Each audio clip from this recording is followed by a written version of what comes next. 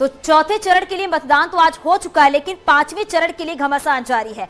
UP में पांचवें चरण के लिए पीएम मोदी ने आज बाराबंकी और कौशांबी में बड़ी जनसभा की है। इस दौरान प्रधानमंत्री नरेंद्र मोदी ने छोटे किसान, यूपी में 3 तलाक कानून पर विपक्ष की चुप्पी और आतंकवादियों को सजा जैसे मुद्दों को लेकर विपक्ष पर जमकर हमला किया। इस देश में 80-90% छोटे किसान हैं, लेकिन देश के राजनेताओं को, देश की सरकारों को छोटे किसानों की परवाह नहीं थी भाइयों। जिसके पास 1 हेक्टेयर से भी ज्यादा जमीन नहीं है, छोटा सा जमीन का टुकड़ा है, वो भी परिवार बढ़ता है तो बढ़ जाता है। उन छोटे किसानों की चिंता इस देश में एक भी सरकार ने नहीं की थी। पहली बार आज मैं छोटे किसानों के लिए लड़ रहा हूं भाइयों।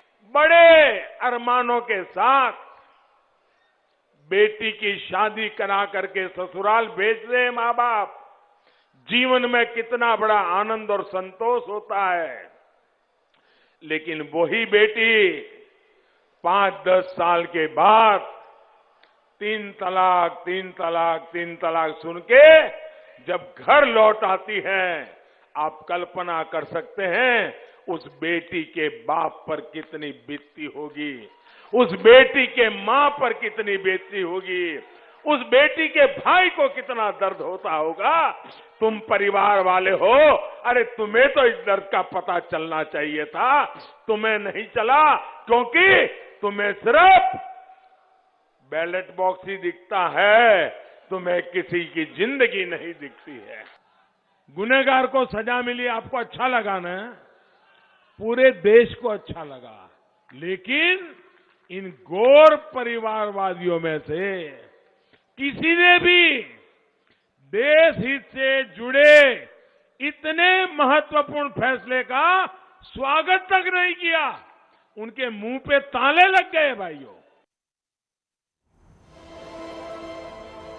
वहीं प्रधानमंत्री मोदी ने कौशांबी में अखिलेश यादव के गौतम बुद्ध की प्रतिमा स्वीकार न करने को लेकर निशाना साधा। पीएम ने अखिलेश पर दलितों का अपमान करने का आरोप लगाया। यहां कौशांबी का ही एक वीडियो देख रहा था, यही का वीडियो था। ये गौर परिवारवादी किस तरह दलितों का अपमान करते हैं, ये उस वीडियो में साफ दिखाई देता है। इन गौर परिवारवादियों को भगवान गौतम बुद्ध की प्रतिमा तक स्वीकार करना गंवारा नहीं है। ये भगवान बुद्ध का अपमान है कि नहीं है? अपमान है कि नहीं है? ये दलितों का अपमान है कि नहीं है? ये पिछड़ों का अपमान है कि नहीं है? ये गरीबों का अपमान है कि नहीं है? लेकिन उनको भगवान बुद्ध की प्रतिमा लेने का तो मन नहीं करता है, लेकिन चांदी का मुकुट देखा तो मुंह में पानी छुड़ गया और चांदी का मुकुट तो लपक लिया। तो पीएम मोदी के साथ ही अब बीजेपी ने भी अखिलेश यादव के खिलाफ मोर्चा खोल रखा है और उन पर दलित समाज के अपमान का आरोप लगाया।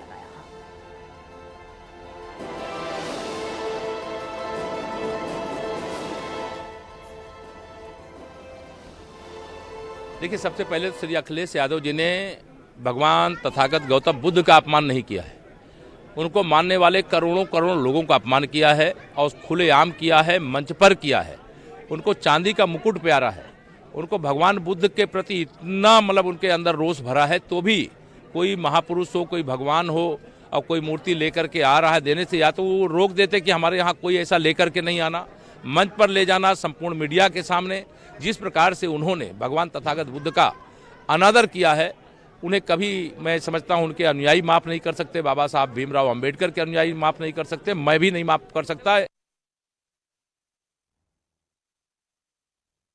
उन्होंने उससे भी बड़ा एक निंदनीय कार्य किया है जब उन्होंने उनके कार्यक्रम में भगवान बुद्ध की जो मूर्ति उन्हें भेंट स्वरूप दी जा रही थी, उसको तिरस्कारपूर्ण भाव से हाथ से हटाते हुए लेने से मना कर दिया।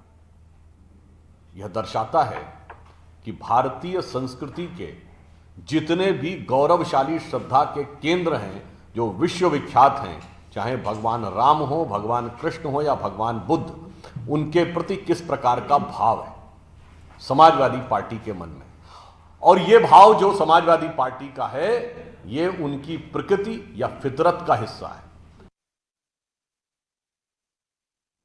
आगे बढ़ते हैं। एशिया इकोनॉमिक डायलॉग में आरआईएल के चेयरमैन मुकेश अंबानी ने शिरकत की। पुणे में चल रहे एशिया इकोनॉमिक डायलॉग में रिलायंस इंडस्ट्रीज के चेयरमैन और प्रबंध निदेशक मुकेश अंबानी ने भारत की अर्थव्यवस्था को लेकर बेहद सकारात्मक बयान दिया है। पीआईसी के प्रेसिडेंट रघुनाथ मशेलकर के साथ बातचीत में उन्होंने कहा कि भारतीय अर्थव्यवस्था की गति दुनिया में सबसे तेज है।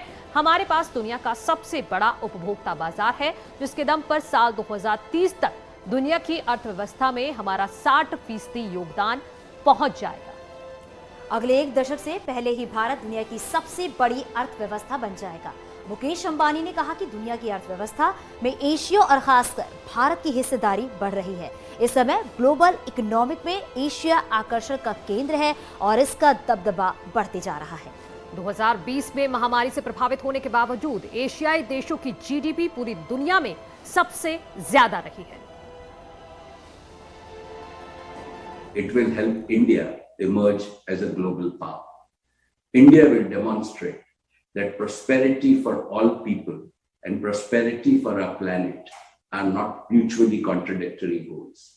This transition will have other benefits as well, such as a huge number of green jobs.